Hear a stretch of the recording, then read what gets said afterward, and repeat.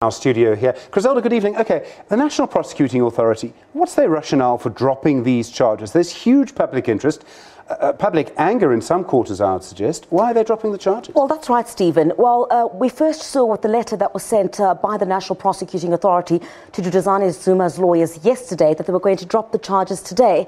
So the rationale that the National Prosecuting Authority is giving is that they believe that they would be able to have a much stronger case when the former Deputy Finance Minister Mcebisi Jonas is cross-examined in the Commission of Inquiry into State Capture. Now remember, it was Jonas who had basically said that Duduzane Zuma was present when one of the Gupta family members had offered him, Jonas, a 60 million rand bribe. So the National Prosecuting Authority believes that their case will be much stronger, but we've seen a lot of criticism come from that. Many questions raised about whether the NPA was even ready in the first place to prosecute this particular matter. And perhaps now they're trying to buy time, according to some of these law experts, and that the question is that you've got two separate issues here. You've got a fact-finding mission, as was described by the National Prosecuting Authority, the State Capture Commission of Inquiry, and you've got the criminal matter.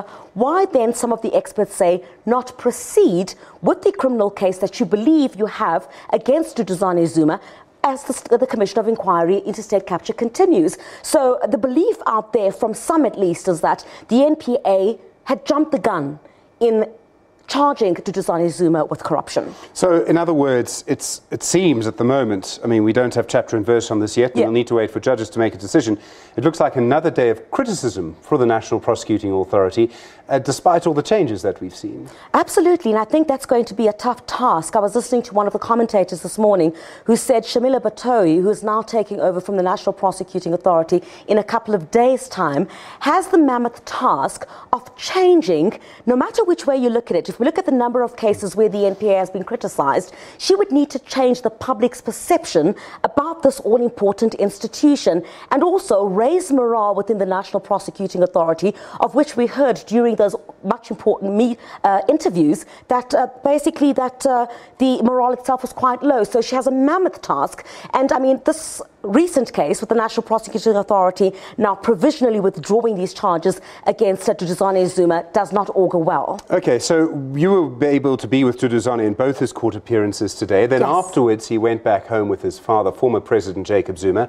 And from the former president's Twitter feed, we now have the picture of him and Duduzane Zuma. And the former president seems to have spent most of his day with him today. Well, his Twitter page has rather been interesting since he joined there, Stephen. But you could see that from the way that they interact with each other in court. And it's not the first time. The former president has been very supportive of his son.